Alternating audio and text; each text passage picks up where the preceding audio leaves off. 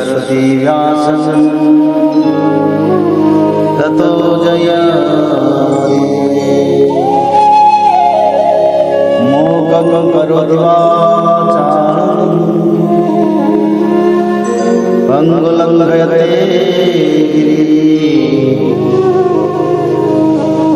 यत्कृपातमहं वन्दे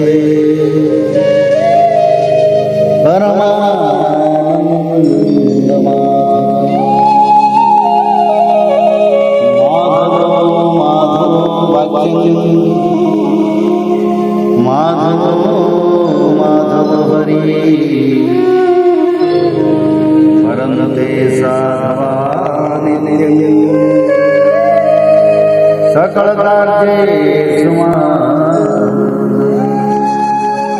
श्रीमद् भागवत महापुराण दशम स्कंद 88वां अध्याय। शिव जी का संकट मोचन। राजा परीक्षित ने पूछा, भगवान शंकर ने समस्त भोगों का परित्याग कर रखा है, परंतु देखा यह जाता है कि जो देवता, असुर अथवा मनुष्य उनकी उपासना करते हैं वे प्रायः धनी और भोग संपन्न हो जाते हैं, और भगवान विष्णु लक्ष्मीपति हैं, परंतु उनकी उपासना करने वाले प्रायः धनी और भोग संपन्न नहीं होते।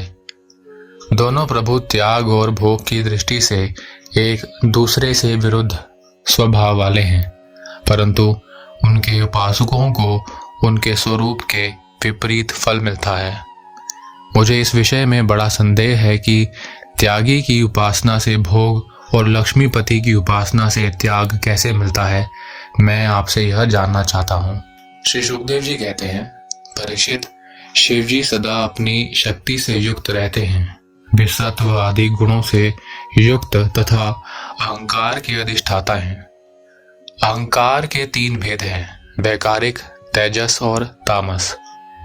त्रिविध अहंकार से 16 विकार हुए, 10 इंद्रियां, 5 महाभूत और 1 मन। अतः इन सब के अधिष्ठात्र देवताओं में से किसी एक की उपासना करने पर समस्त ऐश्वर्यों की प्राप्ति हो जाती है।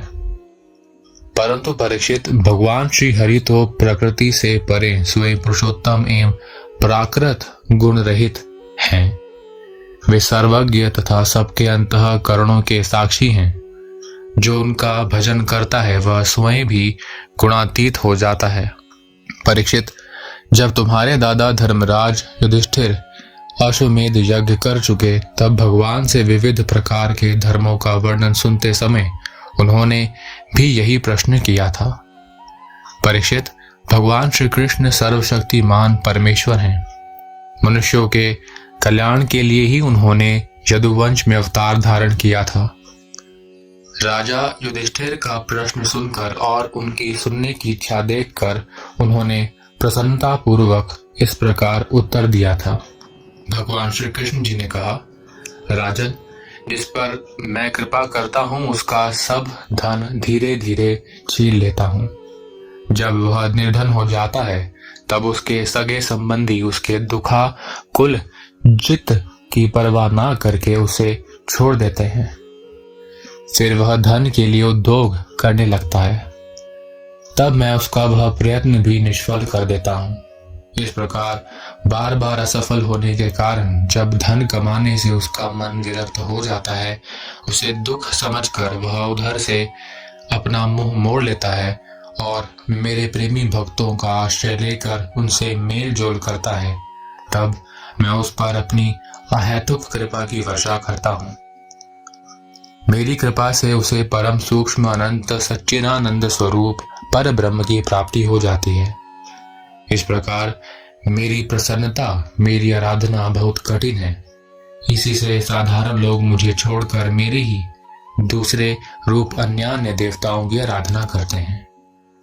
दूसरे देवता आशुतोष हैं। वे झटपट पिघल पड़ते हैं और अपने भक्तों को साम्राज्य लक्ष्मी दे देते हैं। उसे पाकर वे उछंखल, प्रमादी और उन्मत्त हो उठते हैं और अपने वरदाता देवताओं को भी भूल जाते हैं तथा उनका तिरस्कार कर बैठते हैं। श्री सुखदेव जी कहते हैं, परीक्षित, ब्रह्मा, विष्णु और महादेव ये तीनों शाप और वरदान देने में समर्थ हैं, परंतु इनमें महादेव और ब्रह्मा शीघ्र ही प्रसन्न या रुष्ट होकर वरदान अथवा शाप दे देते हैं, परंतु विष्णु भगवान वैसे नहीं हैं। इस विषय में महात्मा लोग एक प्राचीन इतिहास कहा करते हैं। भगवान शंकर एक बार वृकासुर को वर देकर संकट में पड़ गए थे। परीक्षित, वृकासुर शकुनी का पुत्र था। उसकी बुद्धि बहुत बिगड़ी हुई थी। एक दिन कहीं जाते समय उसने देवर्षि नारद को देख लिया और उनसे पूछा कि तीनों देवताओं में झटपट प्रसन्न होने वाला कौन है। परीक्षित, देवर्षि नारद ने कहा, तुम भगवान शंकर की आराधना करो, इससे तुम्हारा मनोरथ बहुत जल्द ही पूरा हो जाएगा। वे थोड़े ही गुणों से शीघ्र प्रसन्न हो और थोड़े ही अपराध से तुरंत क्रोध कर बैठते हैं। रावण और बाणासुर ने केवल बंदी जनों के समान शंकर जी की कुछ स्तुतियां की थी, इसी से वे उन पर प्रसन्न हो गए और उन्हें अतुलनीय ऐश्वर्य दे दिया। बाद में रावण के कैलाश उठाने और बाणासुर के नगर की रक्षा का भार लेने से वे उनके लिए संकट में भी पड़ गए थे। नारद जी का उपदेश पाकर वृकासुर केंद्र क्षेत्र में गया और अग्नि को भगवान शंकर का मुख मानकर अपने शरीर का मांस काट काट कर उसमें हवन करने लगा। इस प्रकार 6 दिन तक उपासना करने पर भी जब उसे भगवान शंकर के दर्शन ना हुए तब उसे बड़ा दुख हुआ। 7वें दिन केदार तीर्थ में स्नान करके उसने अपने भीगे बाल वाले मस्तक को कुल्हाड़े से काट कर हवन करना चाहा।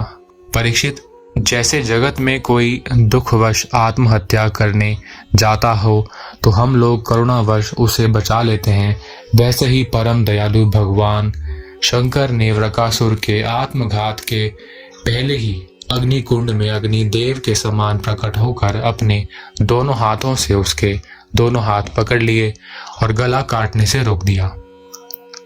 उनका स्पर्श होते ही वृकासुर के अंग ज्यों के त्यों पूर्ण हो गए। भगवान शंकर ने वृकासुर से कहा, प्यारे वृकासुर, बस करो, बहुत हो गया। मैं तुम्हें वर देना चाहता हूँ, तुम मुंह मांगा वर मांग लो।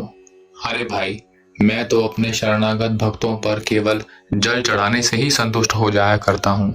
भला तुम झूठ मूठ अपने शरीर को क्यों पीड़ा दे रहे हो। परीक्षित, अत्यंत पापी वृकासुर ने समस्त प्राणियों को भयभीत करने वाला यह वर मांगा कि मैं जिसके सिर पर हाथ रख दूं वही मर जाए। परीक्षित, उसकी यह याचना सुनकर भगवान रुद्र पहले तो कुछ अनमने से हो गए, फिर हंसकर कह दिया, अच्छा ऐसा ही हो। ऐसा वर देकर उन्होंने मानो सांप को अमृत पिला दिया। भगवान शंकर के इस प्रकार कह देने पर वृकासुर के मन में यह लालसा हो आई कि मैं पार्वती जी को ही हर लूं। वह असुर शंकर जी के वर की परीक्षा के लिए उन्हीं के सिर पर हाथ रखने का उद्योग करने लगा। अब तो शंकर जी अपने दिए हुए वरदान से ही भयभीत हो गए। वह उनका पीछा करने लगा और वे उससे डरकर कांपते हुए भागने लगे। वे पृथ्वी, स्वर्ग और दिशाओं के अंत तक दौड़ते गए और फिर भी उसे पीछा करते देखकर उत्तर की ओर बढ़े। बड़े बड़े देवता इस संकट को टालने का कोई उपाय ना देखकर चुप रह गए। अंत में वे प्राकृतिक अंधकार से परे परम प्रकाश में वैकुंठ लोक में गए। वैकुंठ में स्वयं भगवान नारायण निवास करते हैं। एकमात्र वे ही उन सन्यासियों की परम गति हैं जो सारे जगत और अभय दान करके शांत भाव में स्थित हो गए हैं। वैकुंठ में जाकर जीव को फिर लौटना नहीं पड़ता।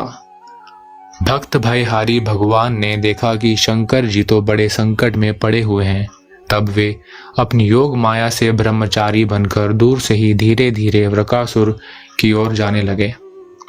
भगवान ने मूझ ही बेकला, काला मृग चर्म, दंड और रुद्राक्ष की माला धारण कर रखी थी। उनके एक एक अंग से ऐसी ज्योति निकल रही थी मानो आग धधक रही हो। वे हाथ में कुछ लेकर खड़े हुए थे। वृकासुर को देखकर उन्होंने बड़ी नम्रता से झुककर प्रणाम किया। ब्रह्मचारी वेशधारी भगवान ने कहा, शकुनी नंदन, वृकासुर जी, आप स्पष्ट ही बहुत थके से जान पड़ते हैं। आज आप बहुत दूर से आ रहे हैं क्या? तनिक विश्राम तो कर लीजिए। देखिए, यह शरीर ही सारे सुखों की जड़ है। इसी से सारी कामनाएं पूरी होती हैं। इसे अधिक कष्ट ना देना चाहिए। आप तो सब प्रकार से समर्थ हैं। इसी समय आप क्या करना चाहते हैं? यदि मेरे सुनने योग्य कोई बात हो तो बतलाइए, क्योंकि संसार में देखा जाता है कि लोग सहायकों के द्वारा बहुत से काम बना लिया करते हैं। श्री सुखदेव जी कहते हैं, परीक्षित, भगवान के एक एक शब्द से अमृत बरस रहा था। उनके इस प्रकार पूछने पर पहले तो उसने तनिक ठहर कर अपनी थकावट दूर की। उसके बाद क्रमशः अपनी तपस्या, वरदान प्राप्ति तथा भगवान शंकर के पीछे दौड़ने की बात शुरू से कह सुनाई। श्री भगवान जी ने कहा, अच्छा ऐसी बात है, तब तो भाई हम उसकी बात पर विश्वास नहीं करते। आप नहीं जानते हैं क्या, वह तो दक्ष प्रजापति के शाप से पिशाच भाव को प्राप्त हो गया है। आजकल वही प्रेतों और पिशाचों का सम्राट है। दानवराज, आप इतने बड़े होकर ऐसी छोटी छोटी बातों पर विश्वास कर लेते हैं। आप यदि अब भी उसे जगत गुरु मानते हो और उसकी बात पर विश्वास करते हो तो झटपट अपने सिर पर हाथ रखकर परीक्षा कर लीजिए। दानव शिरोमणि, यदि किसी प्रकार शंकर की बात असत्य निकले तो उस असत्यवादी को मार डालिए, जिससे फिर कभी वह झूठ ना बोल सके। परीक्षित, भगवान ने ऐसी मोहित करने वाली अद्भुत और मीठी बात कही कि उसकी विवेक बुद्धि जाती रही। उस दुर्बुद्धि ने भूलकर अपने ही सर पर हाथ रख दिया। बस उसी क्षण उसका सिर फट गया और वह वहीं धरती पर गिर पड़ा, मानो उस पर बिजली गिर पड़ी हो। उस समय आकाश में देवता लोग जय जय, नमो नमः, साधु साधु के नारे लगाने लगे। पापी वृकासुर की मृत्यु से देवता, ऋषि, पितर और गंधर्व अत्यंत प्रसन्न होकर पुष्पों की वर्षा करने लगे और भगवान शंकर उस विकट संकट से मुक्त हो गए। अब भगवान पुरुषोत्तम ने भय मुक्त शंकर जी से कहा कि देवादिदेव, बड़े हर्ष की बात है कि इस दुष्ट को इसके पापों ने ही नष्ट कर दिया। परमेश्वर, भला ऐसा कौन प्राणी है जो महापुरुषों का अपराध करके कुशल से रह सके? फिर स्वयं जगत गुरु विश्वेश्वर आपका अपराध करके तो कोई सकुशल रह ही कैसे सकता है? भगवान अनंत शक्तियों के समुद्र हैं। उनकी एक एक शक्ति मन और वाणी की सीमा के परे है। वे प्रकृति से अतीत स्वयं परमात्मा है। उनकी शंकर जी को संकट से छुड़ाने की यह लीला जो कोई कहता या सुनता है, वह संसार के बंधनों और शत्रुओं के भय से मुक्त हो जाता है। इति श्रीमद्भागवते महापुराणे पारमहंस्यां संहितायां दशम स्कन्धे उत्तरार्धे रुद्रमोक्षणं नाम 88तमोऽध्यायः।